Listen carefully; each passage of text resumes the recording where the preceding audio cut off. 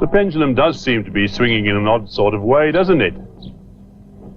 But then, of course, things aren't always like they seem to be. It depends how you look at them. You were looking through the camera on the roundabout. Now, just concentrate for a moment on the line joining the center of the roundabout, where Emily's holding the pendulum, to where I am. Is the pendulum really changing its direction of swing? But it did look different viewed by the camera on the roundabout. Something that's happening in a frame of reference that's rotating is going to look different from what it will look like in a frame of reference that isn't. Now, I guess Ian and Emily, you'd better take a bit of a rest or you'll be getting giddy or something. I thought you'd like to see this, just in case you weren't able to follow up the advice we gave you in the text of the unit, or maybe you decided, like I did, that the park keeper might take exception to your larking about on a merry-go-round in the children's playground. This simple demonstration illustrates a basic idea about scientific thinking. If we want to understand a situation or a phenomenon, we often have to take off from outside of the restricted framework of our everyday observations, and in our mind's eye, look at things from a viewpoint quite different from the normal. So, a swinging pendulum like this can look quite straightforward and simple. But, in the frame of reference, like the one that Ian and Emily were in, it can look a good deal more complicated. Now, as you know, the Earth has something in common with this roundabout. It rotates about its axis, and it also orbits around the Sun. So things seen from the surface of the Earth, like the rising and setting of the Sun and the phases of the Moon, are likely to look a lot more complicated than they really are.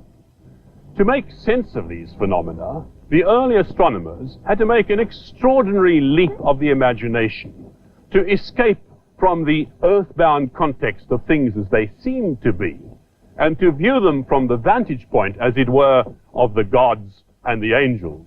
No wonder that they were accused of blasphemy at the time.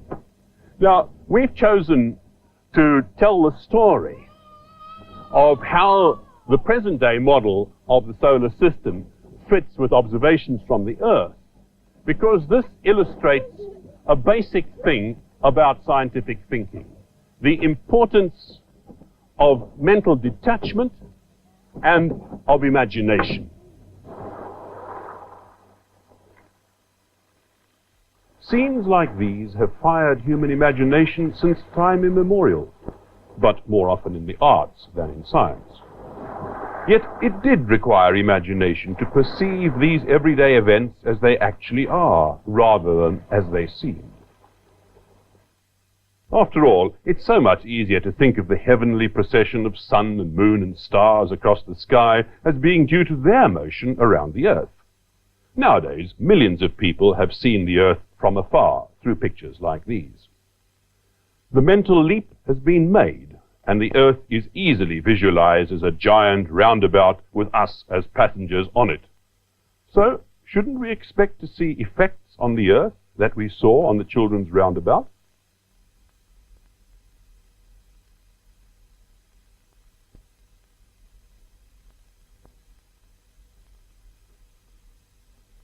Now, let's just be clear what effect we're looking for. What I've got here is a model Earth, and here over the North Pole of the Earth I've suspended a pendulum, and the pendulum's firmly attached to the Earth. Now, what I'm going to do is I'm going to release this pendulum in the plane determined by the support.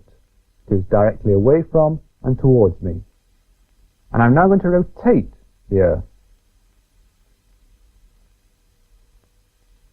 And the pendulum still swings directly away from and towards me. The plane of the pendulum is fixed. But you can only say that from your vantage point of being able to look down on the system. It's fixed when you're looking into the system, and obviously the Earth is rotating away underneath that fixed pendulum plane.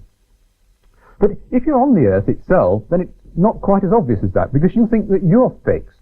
You think that your position here is fixed, and it's the plane of the swing of the pendulum that's rotating. So, if we can detect a rotation of the plane of swing of the pendulum on the Earth, then that's evidence for a rotating Earth. Now, Léon Foucault, an eminent French scientist, reckoned he could demonstrate this effect. In 1851, he suspended from the dome of the Pantheon in Paris a huge pendulum, 67 meters in length. And then he invited the gentry of Paris to come along and witness the outcome of the experiment for themselves. We've attempted to reconstruct Foucault's experiment, but just a little bit nearer home.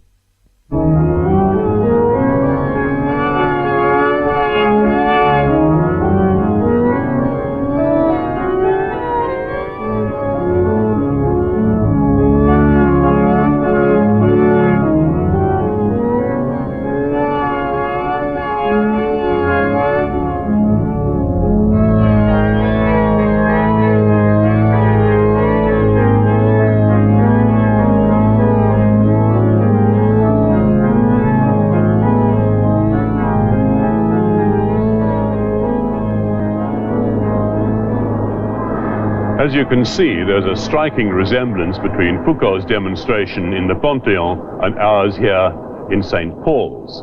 Of course, Foucault didn't get this idea and then rush straight out and demonstrate it in public. He tried it out first on a small scale in his cellar. Now that was in January 1851, and his demonstration in the Panthéon was in February.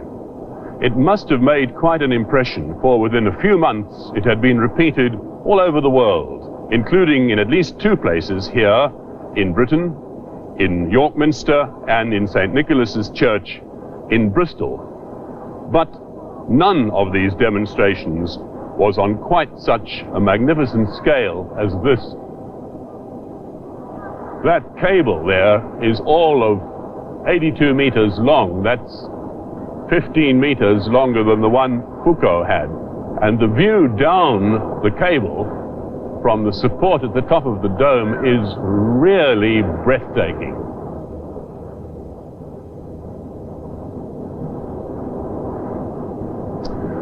It's a pretty massive pendulum. It weighs over 80 kilograms, which helps it to keep swinging in spite of the effect of air resistance, which of course gradually damps the swing down.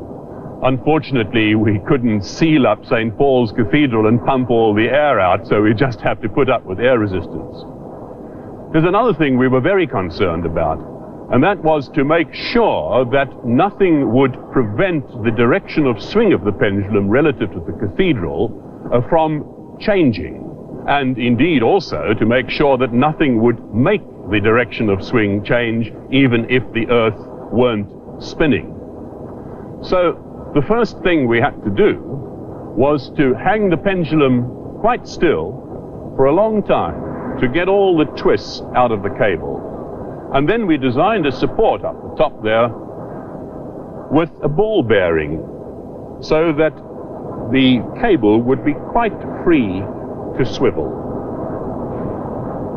Another problem was how to launch the pendulum without giving it any sideways movement. For this, we tied it up to a pedestal, and then we took a leaf out of Foucault's book.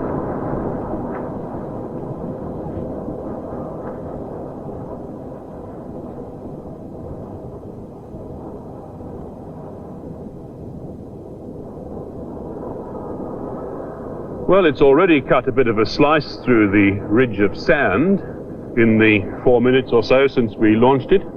So let's just see if we can figure out if it's that much in 4 minutes. Well, that will make 8, 12, say, to there. That makes an angle of just 3 degrees to the initial direction of swing. So there's our quarter of an hour. Now, I think I better explain this to you.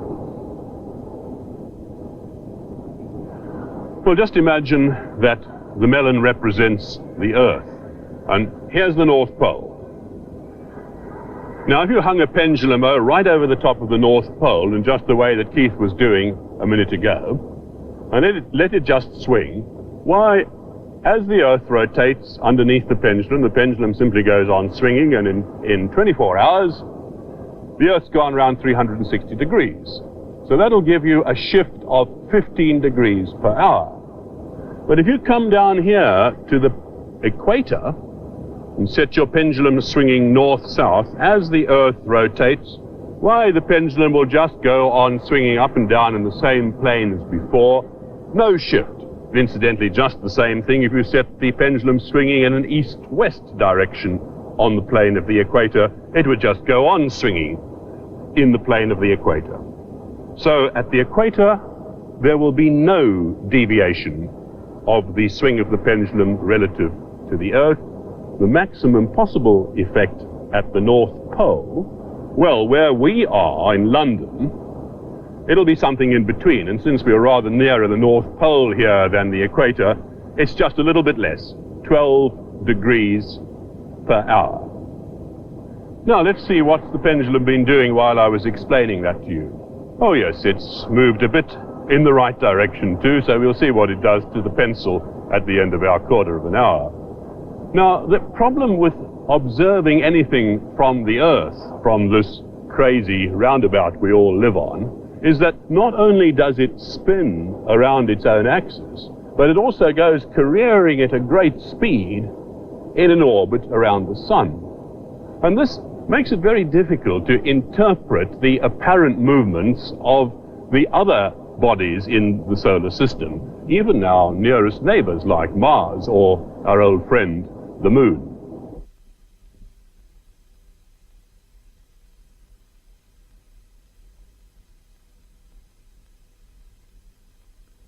We're rather pleased with these shots. If you think you're looking, perhaps through a telescope, at the Moon going through its phases, then we did fool you. Because what you were actually looking at was this model Moon as viewed from the camera in our model Earth. And the Moon was illuminated by sunlight coming in this direction from our model Sun, a lamp, which is over there. And to get the lunar phases, we were moving the Moon all the way around the Earth. Now, a word of caution here, because although we've got the size of the Moon in the right proportion to the size of the Earth, we've got the distance between the Earth and Moon completely wrong. In fact, on this sort of scale, the Moon ought to be 10 times further away. Nevertheless, the model was sufficiently good for us to be able to produce fairly convincing lunar phases. Now, as I was saying, you were looking at the phases from this camera on our model Earth. So what you were seeing is more or less what you'd see from the real Earth, the Moon going through its various phases, apparently changing shape. But you know from our intellectual model of the Earth-Moon system, that's not the case. You know that the Moon and the Earth are a fixed shape. They're both spheres. It's just that the Moon goes round the Earth. So this apparent change of shape must be some sort of illusion effect when you look at it from the Earth. To see what's really going on, you really need to, so to speak, get outside the system and look in on it. So let's go right back through that sequence again, take the Moon over the other side of the Earth, and see how it looks from a vantage point out there. Here's our starting position, and this is the Moon's orbit.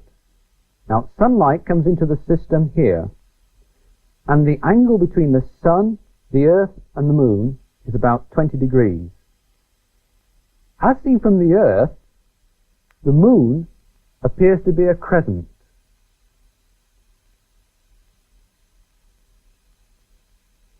Move the Moon round a little bit, and the crescent increases. When the Moon's position is such that the angle between the Sun and the Moon is 90 degrees, a right angle, then we see a half moon from the Earth. Move the Moon a bit further round, and we see the gibbous moon.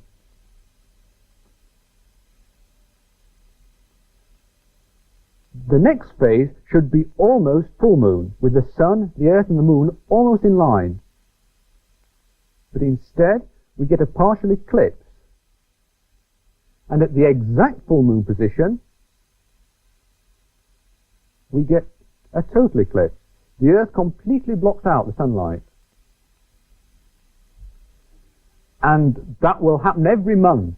Every time the moon gets behind the sun and the earth, instead of getting a full moon, we'll get a total lunar eclipse.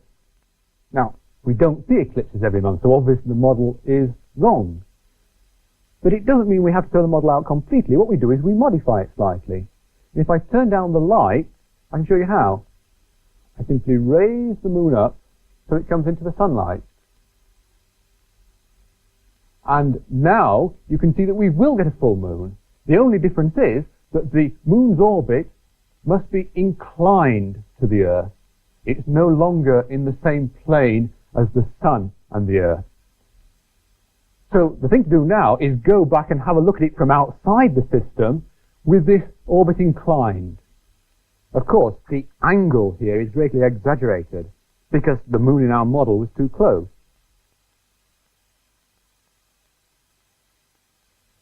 But we have got round that difficulty of an eclipse every month. The moon now misses the Earth's shadow altogether.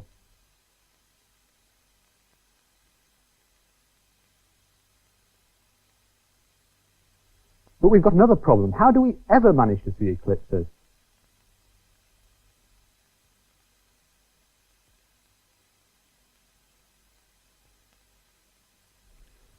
Well, you've got to remember that the Earth and the moon also rotate about the sun. And in this sort of position, we can get an eclipse, though they're now much rarer than once a month. Well, we seem to be doing pretty well so far by having this double-edged approach of looking at the things from the earthbound observer's viewpoint and from the viewpoint of an observer outside the system. We seem to be showing that our observations and our model are consistent with each other. In fact, we've explained the lunar phases and the eclipses of the moon in terms of the moon orbiting the Earth and the Earth orbiting the sun. So it seems reasonable to carry on this double viewpoint approach to see if we can't explain some of those more peculiar phenomena that we see when we look out at the planets. If you look at a planet in the sky night after night, then you'll see that its position changes relative to the background of fixed stars. And then, sometimes it seems to loop back on itself. This motion, which seems very odd from the Earth's viewpoint, is the so-called retrograde motion. Now, the difficulty arises because we have two motions to consider. The motion of the planet in its orbit around the sun, and also the motion of the Earth herself around the sun. Now, when we sight on the planet, suppose this planet Mars, when we sight on the planet, we sight on it against the background of the stars. So, first of all, let's see how that star background looks from the Earth as the Earth moves around her orbit. Suppose the Earth is here in her orbit. Then there's probably a star off in this direction. Let me denote that with a little arrow. The Earth trundles on around her orbit and gets this position, and the direction to that same star is just the same. As the Earth goes round the orbit to here, the direction to that same star is just the same. And the reason for that is simply because the distance across the Earth's orbit is quite negligible compared with the much, much greater distance to the star. In fact, on this scale, the distance to the nearest star would be about 20 miles. Okay, so the star direction is the same no matter where the Earth is. Let me put the Earth back and look at the line of sight from the Earth now to the planet, to Mars.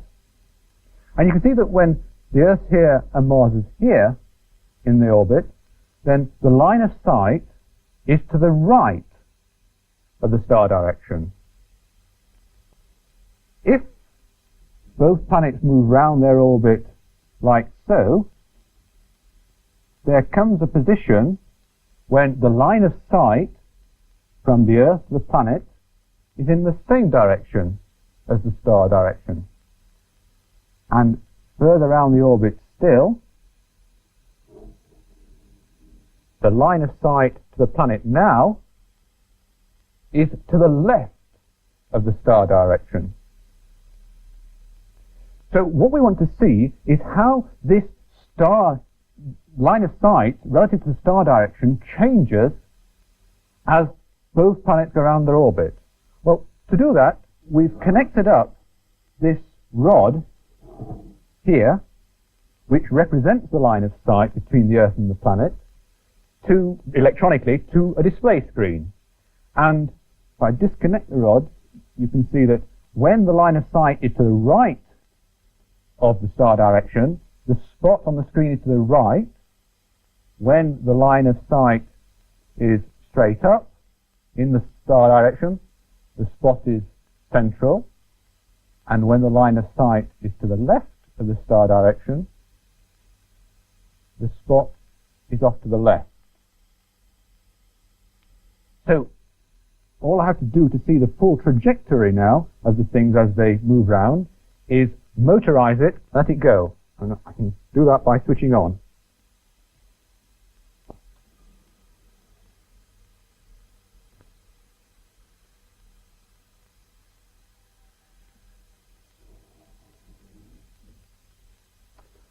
Well, I think you could see the retrograde motion there, but we can actually do even better than that.